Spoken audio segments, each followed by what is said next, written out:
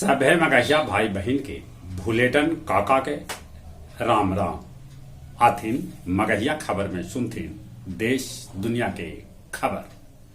लीची, मखाना, mushroom और भिंडी के उत्पादन में अपन बिहार देश में नंबर 1 ई गौरव के बात है।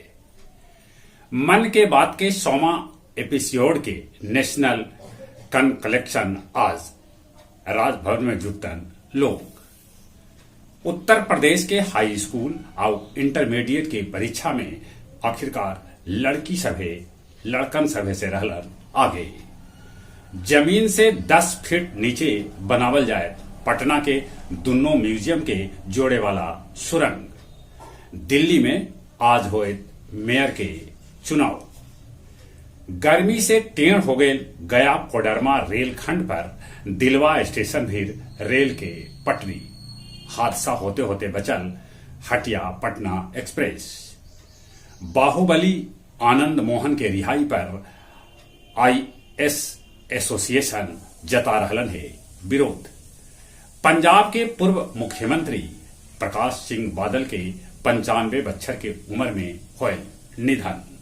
सबला कम उम्र में बनलन पंजाब के मुख्यमंत्री। 2024 में बाइडेन राष्ट्रपति त हैरिस उपराष्ट्रपति के चुनाव अमेरिका में लड़तन। सूडान से 278 गो भारतीय के लेके विमान भारत पहुंचल। रक्सौल कमांडो अंतर्राष्ट्रीय रेल लाइन पर सर्वे तैयार हो गया। 2000 साल से बेसी पुरान सिक्का इटली के जंगल में भेटायल है। बुद्ध जयंती के लेके पंचशील पताका से सजावल जा रहा है बोध गया के महाबोधि मंदिर। संपत्ति बंटवारा के लेके बोध गया के लूटन बीघा में एगो बड़ भाई अपन छोट भाई के लोहा के पाइप से सिर पर मार के जान मार दिला। निजाम बनलन गया राजद के जिला अध्यक्ष। अब कुछ खेल के समाचार।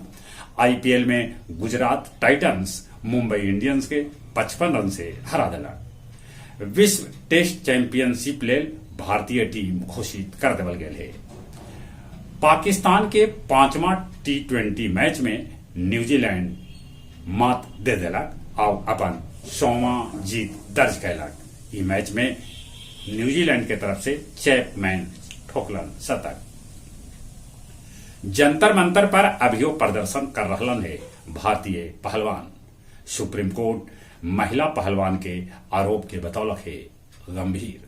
चलित एक बार फिर से अपने सभे के बुलेटिन काका के राम राम।